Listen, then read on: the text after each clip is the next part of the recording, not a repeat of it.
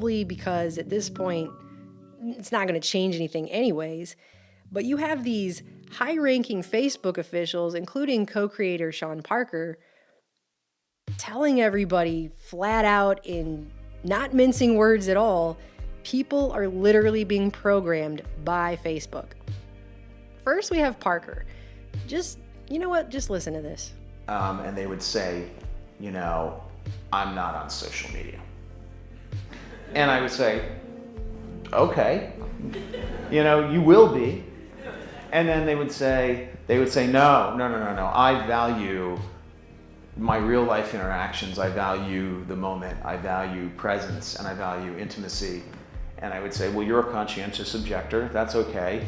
You don't have to participate, but we'll get you eventually. and like, I don't know if I really understood the consequences of what I was saying. Because the unintended consequences of a network when it grows to 1 billion or 2 billion people, and it literally changes your relationship with society, with each other, with it probably interferes with productivity in weird ways. God only knows what it's doing to our children's brains. If the thought process that went into building these applications, Facebook being the first of them to really understand it, that thought process was all about how do we consume as much of your time and conscious attention as possible. And that means that we need to sort of give you a little dopamine hit every once in a while because someone liked or commented on a photo or a post or whatever. And that's going to get you to contribute more content, and that's going to get you more likes and comments. And it's a social validation feedback loop. I mean, it's exactly the kind of thing that a hacker like myself would come up with, because you're exploiting a vulnerability in human psychology. It bears repeating. He's saying Facebook puts people into a social validation feedback loop, a dopamine-driven social validation feedback loop. It has a reaction with people's brains that changes the way that they interact. Not only that, but he went on to say they did it consciously. And I think that the inventors, creators, and it's me, it's Mark, it's the Kevin Systrom at Instagram, it's all of these people, understood this consciously, and we did it anyway. That's right. They knew they were doing this to people, and they did it anyways. We need to sort of give you a little dopamine hit every once in a while. It's a social validation feedback loop. Understood this consciously, and we did it anyway. And he's just telling everyone. I guess maybe he's assuaging his guilt. I don't know. Parker came out and he doubled down on what Parker said, saying, quote, I think we've created tools that are ripping apart the social fabric of how society works. Direct quote. I feel tremendous guilt. I think we all knew in the back of our minds, even though we feigned this whole line of like, there probably aren't any really bad unintended consequences. I think in the back, deep recesses of our minds, we kind of knew something bad could happen. But I think the way we defined it was not like this. It literally is a point now where I think we have created tools that are ripping apart the social fabric of how society works. That is truly where we are. But hold on, we gotta finish listening to this guy. The short-term dopamine-driven feedback loops that we have created are destroying how society works.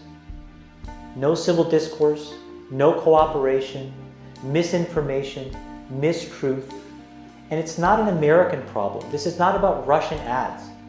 This is a global problem. These are not just innocuous pastimes. That's the thing. People just think this is a way to spend their time. It's not, and they're telling you straight up. He continued. We are in a really bad state of affairs right now, in my opinion. It is eroding the core foundations of how people behave by and between each other. Have you ever tried to talk to a person when they're on Facebook or Twitter? You can't. It's like the person's not really there. They're physically there, you can see them, but mentally, there might as well be a gone fishing sign across their forehead. They're not there. And it's getting worse. It's like people are just disappearing. And I don't have a good solution. My solution is I just don't use these tools anymore. I haven't for years. My Facebook feed, I've posted maybe 2 times in 7 years. 3 times, 5 times. It's less than 10. And it's weird. I guess I kind of just innately didn't want to get programmed. But everybody else has to soul search a little bit more about what you're willing to do, because your behaviors, you don't realize it, but you are being programmed. So this is now 2 high-ranking Facebook officials, including the guy who co-created it, saying this is meant to program people. Now you got to decide how much you're willing to give up, how much of your intellectual independence. And don't think, oh yeah, not me, I'm a genius, I'm at Stanford. You're probably the most likely to fall for it. Because you were checkboxing your whole life. No offense, guys. None taken. Look at this man's face. These people are laughing at him like this is a funny joke. He is not kidding. He's serious.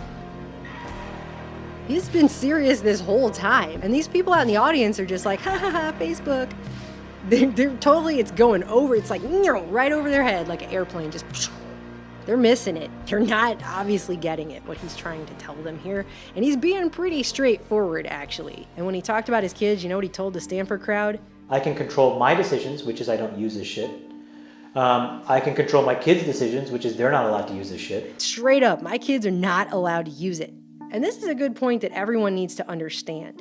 Because I think even the people who realize Facebook is bad and they call it spybook and they say, oh, they just want to get all your information. That is true. Parker said they just want to keep you on there as long as possible so you'll give up as much information about yourself as possible, right? But he refers to himself as a hacker. He says a hacker like me is exploiting your psychology or whatever. But what does he really mean? He says it in a real strange way. But what does that actually mean when you think about what the words that are actually coming out of this guy's mouth? He's a hacker. What is it that he's hacking if he's exploiting human psychology? We're exploiting a vulnerability in human psychology. He's hacking you, and he's telling everyone that's what they did. They hacked us. And he's admitting it. It's pretty amazing, actually. You're not just giving something out to Facebook, you're also getting something back. That's how a feedback loop works. So it's not just you giving up all of your personal information and what you had for breakfast today. Something else is coming back to you. And that's the programming. A lot of people are unaware of how programming works or why they call it programming. But they mean it literally. In one of the first articles I wrote at TrueStream Media back in 2013, back when we had time to keep up with the website and we weren't trying to finish this film, I ran down how this man named Herbert Krugman, who worked at General Electric, he was the corporate manager of public opinion research there. He did a bunch of studies in the late 60s on the effect of television programming, because they also called television remember they called it a TV program, television programming. In these studies, he looked at what this programming does to people's brains when they watch it. And he had a paper titled, The Impact of Television Advertising, Learning Without Involvement. Learning without involvement. And he said, quote, there's a myth in the advertising world that viewers will forget your message if you don't repeat your advertising often enough. It is this myth that supports many large advertising expenditures. I would rather say that the public comes closer to forgetting nothing they have seen on TV. They just put it out of their minds until and unless it has some use. And then the response to the commercial continues. I'm sorry, Dave. So once you've experienced something, whether it's on a movie screen, a TV screen, a computer screen, a smartphone screen, your brain isn't just desensitized to that information. You have now effectively learned that information. This is the construct. And maybe not consciously, but your brain remembers that information forever. So, why programming? Well, it seems to me that it works like this. Your brain doesn't just process all of the information coming in from your senses and then use the sum of all that information taken in to make decisions and react to the reality around you on a continuous basis all day long. But when it makes those decisions for you, your brain also is now filtering through everything you've seen on TV and movies, on the news, and whatever effect, conscious or subconsciously, that information has had on you.